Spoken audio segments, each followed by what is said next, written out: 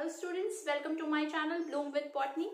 आज हम बात करेंगे राइबोसोम्स के बारे में। तो राइबोसोम्स के बारे में आपने पहले भी सुना होगा।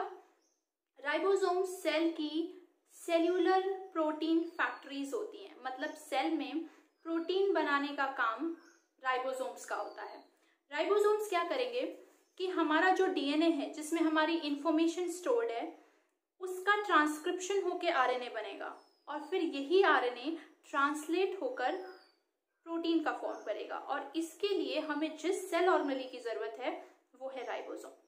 राइबोसोम के बारे में खास बात क्या है कि राइबोसोम जो है वो non membrane bound cell organelle होती है, मतलब कि ये प्रोकैरियोट्स में भी मिलेगी और ये यूकैरियोट्स में भी मिलेगी, बस इसके सरफेस कॉन्फ़िगरेशन में थोड़ी सी डिफरेंस होता है। प्रोकैरियोट में ये 70S की होती है और यूकैरियोट्स में ये 80S का होता है। यहाँ पर S क्या है? यहाँ पे S है स्वेडबर्ग्स यूनिट या सेडिमेंटेशन कोएफिशिएंट। ठीक है, तो चलिए बात कर लेते हैं आज इस राइबोसोम के बारे में। तो यहाँ पे देखिए, ribosomes are cellular protein factories. Cell में प्रोटीन बनाने का काम जो सेल ऑर्गेनेली करती है उसे राइबोसोम कहते हैं। ठीक, discovered by Robinson and Brown in plant cells 1953 and George Palade in animal cells 1953। Again मैं आपसे कह रही हूँ, आपको वही साइंटिस्ट वही ईयर याद रखने हैं जो आपकी एनसीईआरटी में दिए हुए हैं। तो क्योंकि जॉर्ज पैलेडे का नाम बड़ा फेमस है, इन्होंने ही नाम राइबोसोम दिया था, इसी वजह से हम इन साइंटिस्ट का नाम याद रखेंगे कि जॉर्ज पैलेडे ने एनिमल सेल्स में राइबोसोम्स को डिस्कवर किया था और जॉर्ज पैलेडे ने ही नाम राइबोसोम दिया था, इसीलिए राइबोसोम्स को पैलेडे पार्टिकल्स या पैलेडे ग्रैन्यूल्स भी कहा जाता है। Term given by George Palade, therefore they are known as Palade particles. अब ये राइबोसोम बने किसके होते हैं? राइबोसोम बने होते हैं ribonucleic acid, RNA. Yes, RNA DNA सुना है ना? तो ये जो आरएनए है, ये आरएनए के कई टाइप्स होते हैं। सुना होगा आपने, एमआरएनए होता है, टीआरएनए होता है, आरआरएनए होता है, messenger RNA, transfer RNA, ribosomal RNA. तो ये राइबोसोमल आरएनए का बना हुआ है प्लस प्रोटीन्स। तो यानी इसमें राइबोन्यूक्लिक एसिड है और प्रोटीन्स हैं, तो ये इसको कहलाता है राइबोन्यूक्लियोप्रोटीन पार्टिकल्स। तो कंपोज्ड ऑफ बने किसके होते हैं? Ribosomal RNA, rRNA and proteins. इसीलिए इनको क्या बोलते हैं? Ribonucleoprotein particles. नेचर देखिए, मैंने शुरुआत में ही आपको बताया, नॉन मेम्ब्रेन बाउंड होते हैं, स्मॉल होते हैं, ग्रैन्युलर यानी रफ दिखते हैं और डेंस पार्टिकल्स होते हैं यानी बढ़िया स्टेन लेते हैं just because of the presence of RNA. सब यूनिट की बात कर ले, हर राइबोसोम 2 सब यूनिट का बना होता है, एक छोटी सब यूनिट, एक लार्ज सब यूनिट। छोटी सब यूनिट यूकैरियोट्स के केस में कैप शेप की होती है और जब ये दोनों मिक्स होती हैं तो एक डोम शेप का स्ट्रक्चर डाइमर बन जाता है। प्रोटीन में जब 2 यूनिट्स हो तो उसे डाइमर कहा जाता है। ठीक, एक्सक्यूज मी, यहाँ पे 2 सब यूनिट्स हैं जो कि न्यूक्लियोलस में सिंथेसाइज होती है। Now this point is very very important कि ये सब यूनिट बनती कहाँ है? ये सब यूनिट्स न्यूक्लियोलस में बनती हैं, ये आगे मैं दोबारा आपको बताऊंगी। This is very important point कि न्यूक्लियोलस में ये 2 सब यूनिट्स बनती हैं और ये न्यूक्लियोलस में जहां बनती हैं उसे बोलते हैं NOR, न्यूक्लियोलर ऑर्गेनाइजिंग रीजन, जो हमारे सैटेलाइट क्रोमोसोम के सैट वाले पोर्शन के ठीक बगल में होता है। क्या होता है सैटेलाइट क्रोमोसोम, क्या होता है सैट पोर्शन, ये हम फोर्थकमिंग लेक्चर्स में देखेंगे। तो ये हमको कहाँ मिलता है? These are the 2 subunits synthesised in the nucleolus और NOR, nucleolar organising region of sat chromosome. अभी आप इसको यहाँ इग्नोर भी कर सकते हैं, मैं आगे आपको डिटेल में बताऊंगी। अब जो ये 2 सब यूनिट्स होती हैं, जब तक इनका काम नहीं होगा, जब तक हमें प्रोटीन नहीं बनाती, ये दोनों सब यूनिट अलग अलग पड़ी रहेंगी और जब हमें इनका काम पड़ेगा तो ये दोनों सब यूनिट अटैच होंगी और डाइमर बन जाएगा। तो कब अलग होना है, कब जुड़ना है, इसकी असेंबली और डिसअसेंबली ये कौन डिसाइड करेगा? एक तो नीड, एक तो रिक्वायरमेंट सेल की, और दूसरा एक ion, that is magnesium ion, Mg2+ ion concentration cell का ये डिसाइड करता है कि कब ये राइबोसोम्स अटैच होकर एक हो जाएंगे और कब डिटैच होकर दोनों अलग अलग हो जाएंगे। तो ये बहुत इंपॉर्टेंट है, इसको ध्यान से देखिए। मैंने इसको एक रिएक्शन फॉर्म में आपको लिख के दिया है कि अगर सेल में मैग्नीशियम आयन का कंसेंट्रेशन 0.1 मिलीमोल से ज्यादा हो जाए, तो आप देखो एरो किधर की तरफ जा रहा है? राइबोसोम डाइमर की तरफ। यानी कि अगर ये मैग्नीशियम का कंसंट्रेशन 0.1 मिलीमोल से ज़्यादा हो जाता है तो फिर ये दोनों जुड़कर डाइमर बन जाते हैं। अगर यही कंसंट्रेशन 0.1 मिलीमोल से कम हो जाता है तो दोनों अलग अलग सब यूनिट्स में आ जाते हैं। तो इनकी यूनिट्स का जुड़ना, इनकी यूनिट्स का अलग होना, ये टोटली डिपेंड करता है on magnesium ion concentration in the cell. अब हम देखेंगे इसका लोकेशन और फिर इसका फंक्शन। तो चलिए अब देखते हैं राइबोसोम्स के लोकेशन और फंक्शन को। तो अगर हम इनके लोकेशन और फंक्शन की बात करें तो दो टाइप के राइबोसोम होते हैं। एक तो एंडोप्लाज्मिक रेटिकुलम से अटैच्ड होते हैं, पहले बता चुकी हूँ मैं, रफ ईआर बना देते हैं उनको, और दूसरा साइटोप्लाज्म में फ्री प्रेजेंट होता है। तो जो राइबोसोम्स एंडोप्लाज्मिक रेटिकुलम से अटैच्ड होते हैं, जो उनको रफ बनाते हैं, वो ऐसी प्रोटीन सिंथेसाइज करेंगे जिसको कहीं दूर जाना है, जिनको सिक्रीट होना है, जिनको टारगेट्स पर पहुंचना है, चाहे वो इंट्रासेलुलर टारगेट्स हो चाहे एक्स्ट्रासेलुलर टारगेट्स हो। तो ये मेम्ब्रेन प्रोटीन्स बनाते हैं, ये लाइसोसोमल प्रोटीन्स बनाते हैं, ये सिक्रीटरी प्रोटीन्स बनाते हैं।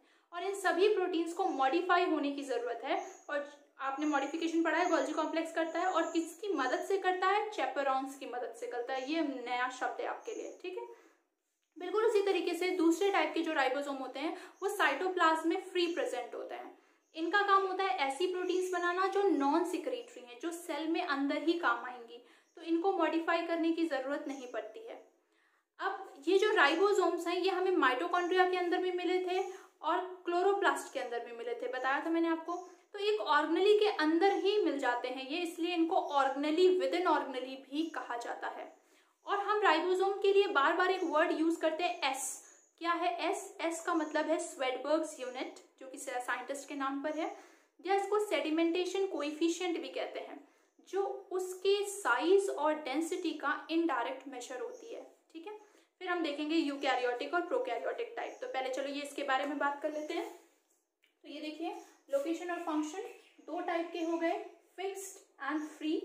फिक्स्ड कहाँ मिलेंगे? Found attached to rough endoplasmic reticulum. ये क्या बनाएंगे? Secretory, lysosomal and membrane proteins which are to be transported to targets. और ये किससे मॉडिफाई होते हैं? By chaperones. Chaperones are also proteins and they are present in Golgi apparatus which modify them by converting their primary, secondary and tertiary structures. Free ribosome, they are present freely in the cytoplasm and they do not synthesize the secretory ones, they synthesize non-secretory proteins, जिसको हम कहते हैं cellular proteins. और एक चीज मैंने आपको important क्या बताई कि राइबोसोम्स को ऑर्गेनेली विद इन ऑर्गेनेली कहा जाता है। क्यों? क्योंकि ये क्लोरोप्लास्ट के अंदर भी मिलते हैं, ये हमें माइटोकॉन्ड्रिया के अंदर भी मिलते हैं।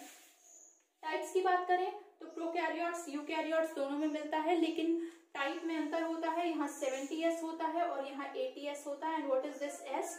एस इज स्वेडबर्ग्स यूनिट और sedimentation coefficient which is an indirect measure of size and density of ribosome. तो अब देखिए प्रोकैरियोटिक राइबोसोम में आरआरएनए और प्रोटीन का रेशियो 60:40 होता है, यहाँ ठीक उल्टा हो जाता है, 40:60 हो जाता है। यहाँ 70s की दो सब यूनिट्स हैं, 30 एंड 50। तो आप जरा सोचो कि 30-50 जुड़ेगा तो 80 होना चाहिए। ये अक्सर बच्चे गलती कर देते हैं, पर मैं बार बार यही कहती हूँ बायो की मैथ बड़ी कमजोर होती है, ठीक है। तो 30 और 50 मिलके 80 नहीं होता, 70 होता है। क्यों? जब ये अलग अलग होते हैं तो अलग अलग इनका साइज और डेंसिटी होती है। जब ये जुड़ते हैं तो इनमें कॉन्फ़िगरेशन में चेंज होता है और इनकी डेंसिटी कंपैरेटिवली कम हो जाती है। इसलिए यूकैरियोट्स में 60 और 40 मिलकर 100 नहीं होता, 80 होता है। सिमिलरली प्रोकैरियोट्स में 50 और 30 मिलकर 80 नहीं होता, 70 होता है। इस बात का ध्यान रखना। तो यहाँ पर जो सब यूनिट्स हैं वो 30 और 50s हैं। प्रोटीन्स और राइबोसोमल आरएनए की बनी है। ये डेटा आपको याद करना उतना जरूरी नहीं है, ये ध्यान रखना इस 16s आरआरएनए के बारे में। यूकैरियोटिक राइबोसोम 80s टाइप होता है, रेशियो पलट गया। अगेन दो subunit 40 and 60s, again made up of proteins and rRNA, और इसमें ये 18s याद रखना। तो ये है, this is all about ribosomes. And ribosomes are the cellular protein factories जो सेल में प्रोटीन बनाने का काम करती हैं, ठीक है। अब हम जो नेक्स्ट बात करेंगे वो हम बात करेंगे साइटोस्केलेटन की, सेंट्रोसोम्स की, सेंट्रियोल्स की, सीलिया और फ्लैजेला की। तो अब नेक्स्ट हम बात करने जा रहे हैं साइटोस्केलेटन की। तो चलिए अब बात कर लेते हैं साइटोस्केलेटन की। साइटोस्केलेटन, जैसा कि नाम कह रहा है, साइटो मतलब सेल, स्केलेटन मतलब फ्रेमवर्क या ढांचा। तो जैसे हमारी बॉडी का ढांचा होता है, जैसे हमारी बॉडी का फ्रेमवर्क होता है, हमारी बॉडी का स्केलेटन होता है बोन का बना हुआ, वैसे हर सेल का, हर यूकैरियोटिक सेल का अंदर से एक ढांचा होता है, एक फ्रेमवर्क होता है जो प्रोटीनेशियस स्ट्रक्चर्स का बना होता है। उन्हीं प्रोटीनेशियस स्ट्रक्चर्स को साइटोस्केलेटन कहते हैं। वैसे आपकी एनसीईआरटी में बहुत बेसिक सी चीज दी हुई है कि ये प्रोटीनेशियस फिलामेंट्स हैं जो सेल में इलाबोरेट नेटवर्क बना लेते हैं, और इनके 3 फंक्शंस दिए हुए हैं कि ये मैकेनिकल सपोर्ट कर देते हैं, शेप प्रोवाइड करते हैं और मोटिलिटी में हेल्प करते हैं। मैंने यहाँ आपको इसके 3 टाइप्स और उनके कुछ बारे में उनकी भी बातें बताई हैं। ठीक है, तो चलिए देख लेते हैं साइटोस्केलेटन। साइटोस्केलेटन इलाबोरेट नेटवर्क है प्रोटीनेशियस स्ट्रक्चर्स का साइटोप्लाज्म में। क्या करता है? Provide mechanical support, shape and help in motility. 3 types का होता है, माइक्रोट्यूब्यूल्स, माइक्रोफिलामेंट्स, इंटरमीडिएट फिलामेंट्स। अब भाई देखो, हमारे सेल का साइज ही माइक्रोन में होता है, तो सेल के अंदर जो भी चीज होगी वो माइक्रोन में ही होगी, डायमेंशन उसका छोटा ही होगा। अब अगर ये हॉलो है, अंदर से खोखला है, तो उसको ट्यूब्यूल वर्ड इस्तेमाल करेंगे। अगर ये पूरा सॉलिड है तो फिलामेंट इस्तेमाल करेंगे, और अगर इसमें कुछ प्रॉपर्टी ट्यूब्यूल की है, कुछ प्रॉपर्टी फिलामेंट की है, तो दोनों के बीच का हुआ, तो फिर इसको इंटरमीडिएट फिलामेंट कहेंगे। तो यहाँ 3 बेसिक टाइप हो गए। माइक्रोट्यूब्यूल कैसे होते हैं? Hollow tube like. फिलामेंट कैसे होते हैं? Solid unbranched. और इंटरमीडिएट कैसे होते हैं? हॉलो। इंपॉर्टेंट चीज, ये किसके बने होते हैं? ये बने होते हैं ट्यूबुलिन प्रोटीन्स के, जिसमें अल्फा बीटा सब यूनिट होती है। इन सब यूनिट के अटैचमेंट और डिटैचमेंट के लिए हमें कैल्शियम और जीटीपी की जरूरत पड़ती है। माइक्रोफिलामेंट्स एक्टिन मायोसिन प्रोटीन्स से बने होते हैं। ये प्रोटीन का नाम आपने मसल फाइबर्स में भी सुना होगा, और मसल फाइबर क्या करते हैं? कॉन्ट्रैक्ट रिलैक्स करते हैं, इसीलिए इनका नेचर कैसा होता है? कॉन्ट्रैक्टाइल। और बाकी दोनों कैसे होते हैं? Non contractile. ये एसिडिक प्रोटीन्स का बना होता है। सीलिया और फ्लैजेला, मैंने लिखा है ना कि ये मोटिलिटी में हेल्प करते हैं, तो ये मोटिलिटी में कैसे हेल्प करते हैं? ये बनाता है सीलिया एंड फ्लैजेला, और ये बनाता है सूडोपोडिया। सूडोपोडिया का मतलब होता है फॉल्स फीट, जो कि अमीबा वगैरह में बनता है। इसके अलावा ये सेल डिवीजन में हेल्प करते हैं by forming spindle fibres, spindle apparatus during cell division, और साइटोकाइनेसिस में हेल्प करते हैं by forming cell plate in plants and they form cell furrow in animals. इसके अलावा ये सेल के अंदर का ट्रांसपोर्ट रेगुलेट करते हैं, जिसे कहते हैं साइटोलॉसिस या साइटोप्लाज्मिक स्ट्रीमिंग। ये चीज मैंने आपको प्रोकैरियोटिक सेल पढ़ाते वक्त भी बताई थी कि प्रोकैरियोट्स में साइटोस्केलेटन नहीं होता, इसलिए उनके अंदर ये इंट्रासेलुलर ट्रांसपोर्ट यानी साइक्लोसिस या साइटोप्लाज्मिक स्ट्रीमिंग नहीं होती। इसका तो एक यूनिक फंक्शन है, ये न्यूक्लियस को सपोर्ट करता है। न्यूक्लियस के चारों तरफ एक बास्केट बना लेता है, इसको स्कैफोल्ड प्रोटीन कहते हैं, और न्यूक्लियस को स्ट्रक्चर और सपोर्ट देने की कोशिश करता है। So this is all about the cytoskeleton. अब हम जो नेक्स्ट बात करने जा रहे हैं वो एक स्पेशल सेल ऑर्गेनेली की है, जो सिर्फ यूकैरियोट्स में पाई जाती है, और उसमें भी हायर प्लांट्स में नहीं होती, that is centrioles and centrosome. तो चलिए बात कर लेते हैं नेक्स्ट अब सेंट्रियोल्स और सेंट्रोसोम की। तो यहाँ देखिए, नेक्स्ट जो हम सेल ऑर्गेनेली की बात करने जा रहे हैं that is centrosome and centriole. Actually centrosome एक ऑर्गेनाइजेशन है जहां पर 2 सेंट्रियोल सिलेंड्रिकल स्ट्रक्चर्स होते हैं, और जैसे मान लो कि एक ये सिलेंडर और एक ऐसा ही मैं एक और सिलेंडर ले लूं, और इन दोनों को मैं परपेंडिकुलरली अरेंज कर दूं एक दूसरे से राइट एंगल पर, और इसके चारों तरफ एक एमॉर्फस क्लाउड जैसा इकट्ठा हो जाए, तो वैसा एक ऑर्गेनाइजेशन कहलाता है सेंट्रोसोम। तो सेंट्रोसोम बेसिकली एक ऑर्गेनाइजेशन है, और खास बात ध्यान रखने वाली क्या है कि प्रोकैरियोट्स में तो मान लो ये होता ही नहीं है, बट ये यूकैरियोट्स में भी हायर प्लांट्स में नहीं होता। हायर प्लांट्स यानी एंजियोस्पर्म्स, जिम्नोस्पर्म्स में ये नहीं पाया जाता, इसलिए वहां एस्टर फॉर्मेशन नहीं होता है। ये चीज मैं आगे और आपको एक्सप्लेन करूंगी। तो यहाँ पर क्या है, 2 सिलेंड्रिकल स्ट्रक्चर्स हैं। सिलेंड्रिकल स्ट्रक्चर, एक सिलेंड्रिकल स्ट्रक्चर को यूनिक हम सेंट्रियोल कहते हैं, लेकिन जैसे ये 2 आपस में अरेंज होते हैं परपेंडिकुलरली, तब हम इस पेयर को डिप्लोसोम कहते हैं। ध्यान रखना, अकेले को आप सेंट्रियोल कहोगे, लेकिन पेयर के लिए वर्ड हम डिप्लोसोम यूज करेंगे। और जब पूरा पेयर एक सराउंड हो जाएगा by amorphous cloud known as pericentriolar material, kinoplasm और centrosphere, then this organisation is known as centrosome. तो centrosome is basically an organization. तो यहाँ देखिए, सेंट्रोसोम और centriole is found in all eukaryotes except higher plants. Centrosome is non-membrane bound. It consists of 2 cylindrical structures, that is centrioles. A pair of centrioles are arranged perpendicularly to each other known as diplosome, and diplosome is surrounded by amorphous pericentriolar material known as kinoplasm or centrosphere. यहाँ मैंने एक representation देने की कोशिश की है, ऐसा कोई डायग्राम आपके एनसीईआरटी में नहीं है। This is for your knowledge only कि ये दो सेंट्रियोल्स हैं, परपेंडिकुलरली अरेंज हो गए हैं, सराउंड हो गए हैं with amorphous material and this organisation is known as centrosome. ठीक है, so this is all about centrosome. अब हम एक पर्टिकुलर सेंट्रियोल के बारे में बात करेंगे कि सेंट्रियोल क्या होता है, कैसा दिखता है और क्या काम करता है। तो अगर आपको याद हो कि हमने प्रोकैरियोटिक फ्लैजिला में 3 पार्ट्स पढ़े थे, basal body, hook and filament. तो अगर यूकैरियोट में सीलिया या फ्लैजिला होगा तो इसके पास भी बेसल बॉडी होनी जरूरी है जो इसको मेम्ब्रेन से कवरिंग से अटैच होने में हेल्प करे। तो वो बेसल बॉडी बनाने का काम करता है सेंट्रियोल। प्लस ये स्पिंडल फाइबर्स बनाता है ड्यूरिंग सेल डिवीजन। तो ये दो इसके बहुत इंपॉर्टेंट काम है। और फिर हम देखेंगे कि अगर हम इसका ट्रांसवर्स सेक्शन काट दें तो ये हमें कैसा दिखाई देता है। तो हम नेक्स्ट जो बात करने जा रहे हैं वो बात करने जा रहे हैं सेंट्रियोल की, उसके स्ट्रक्चर की और उसके फंक्शन की। तो यहीं पे हम कंटिन्यू करते हैं। नेक्स्ट जो है वो अब हम बात करेंगे सेंट्रियोल की। तो सेंट्रियोल जो होता है, सेंट्रियोल एक सिलिंड्रिकल पार्ट होता है। सेंट्रियोल जो है वो हॉलो सिलेंडर होता है, नॉन मेम्ब्रेन बाउंड होता है। सबसे स्पेशल चीज ट्यूबुलिन प्रोटीन का बना होता है और 9 इवेनली स्पेस ट्यूबुलिन प्रोटीन्स होती हैं। बीच में खाली होता है तो इसको 9+0 अरेंजमेंट कहते हैं। और आपको फंक्शंस पे सबसे ज्यादा ध्यान रखना है। इसके 2 काम होते हैं, एक तो ये यूकैरियोटिक सीलिया फ्लैजिला की बेसल बॉडी होती है और दूसरा ये स्पिंडल फाइबर्स बनाने का काम करता है ड्यूरिंग सेल डिविजन। और फिर हम इसके स्ट्रक्चर को डायग्रामेटिकली भी देखेंगे और थ्योरेटिकली भी समझेंगे। ठीक है, तो यहाँ देखिए सेंट्रियोल सिलिंड्रिकल होते हैं, नॉन मेम्ब्रेन बाउंड होते हैं। ये इंपॉर्टेंट पॉइंट है आपके लिए, ये दोनों बहुत इंपॉर्टेंट पॉइंट है कि ये जो है एक ऐसा स्ट्रक्चर है जिसमें डीएनए नहीं होता फिर भी अपने आप को ये डुप्लीकेट करता है during cell division in the S phase of cell cycle. तो ये चीज मैं आगे वाले चैप्टर में आपको बताऊंगी कि ये एस फेज क्या होता है, सेल साइकिल कैसे होती है और कैसे ये अपने आप को डबल करता है। तो ये S phase of cell cycle में खुद को डबल कर लेता है। इसका अपीयरेंस कार्ट व्हील लाइक होता है, जैसे बैलगाड़ी का पहिया होता है बिल्कुल वैसा ही इसका अपीयरेंस होता है। अभी मैं आपको ड्रॉ करके दिखाऊंगी। तो ये वर्ड आपको याद रखना है, कार्ट व्हील, और अरेंजमेंट याद रखना है 9+0 अरेंजमेंट ऑफ ट्यूबुलिन प्रोटीन्स।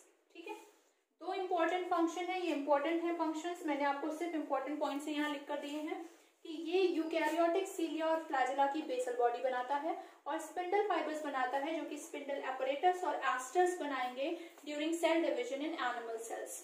और फिर यहाँ हम स्ट्रक्चर की बात कर रहे हैं कि अगर आप किसी सेंट्रियोल का ट्रांसवर्स सेक्शन कट करें तो इस ट्रांसवर्स सेक्शन में आपको 9 peripheral triplets of tubulin protein मिलेगी। यानी ये जो ट्यूबुलिन प्रोटीन है वो 3 कॉपीज में होंगी। और सेंट्रल पार्ट में solid proteinaceous rod like mass होगा और इस solid proteinaceous rod like mass को कहेंगे हब। ये जो पेरिफेरल ट्रिपलेट्स हैं ये हब से कनेक्टेड होंगी by 9 radial spokes as well as ये आपस में कनेक्टेड होंगी with the help of CA proteinaceous linkers. तो ये सेंट्रियोल का एक अरेंजमेंट होता है और अब इसको हम डायग्रामेटिकली देखेंगे कि ये कैसा दिखता है। तो ये देखिए, this is the diagram of transverse section of centriole. जैसा कि मैंने बताया कि सेंट्रियोल क्या से बने होता है, पेरिफेरल ट्यूबुलिन फाइब्रिल्स होते हैं। तो पेरिफेरल ट्यूबुलिन फाइब्रिल्स को देखिए ट्रिपलेट में है, ए बी सी 3 यूनिट्स हैं उसकी। तो this is peripheral triplet of tubulin protein. अब आप देखिए कि ऐसे 9 है, 1 2 3 4 5 6 7 8 9। बीचों बीच की जो जगह है वो सेंट्रल हब ने ऑक्यूपाई कर रखी है विच इज द प्रोटीनेशियस मास। और ये जो ट्रिपलेट प्रोटीन है ये सब इससे कनेक्टेड है with the help of radial spokes जो कि 9 है। और ये आपस में भी कनेक्टेड है with always A connected with C या कह लो C connected with A, that is C A proteinaceous linker. और इसके चारों तरफ कोई मेम्ब्रेन नहीं होती, it is not a membrane bound structure. Instead यहाँ पे पेरीसेंट्रियोलर सैटेलाइट्स होती हैं जिनको मेस्यूली या MTOC कहा जाता है, microtubule organising centre. This is 9+0 arrangement और इसी को कहते हैं कार्ट व्हील लाइक अपीयरेंस। आप देखो ये एक पहिए जैसा लग रहा है, एक चक्के जैसा लग रहा है, इसी को कहते हैं cart wheel like appearance. So this is all about ribosomes, cytoskeleton and centriole। आज के लेक्चर में यहाँ तक बस इतना ही। अगर आपको यहाँ तक किसी भी चीज़ में कोई भी प्रॉब्लम हो, कोई भी डाउट हो तो प्लीज़ कमेंट बॉक्स में बताइएगा। और अगर ये वीडियो आपको समझ में आया हो तो प्लीज़ लाइक कीजिएगा, शेयर कीजिएगा और सब्सक्राइब कीजिएगा। Thank you.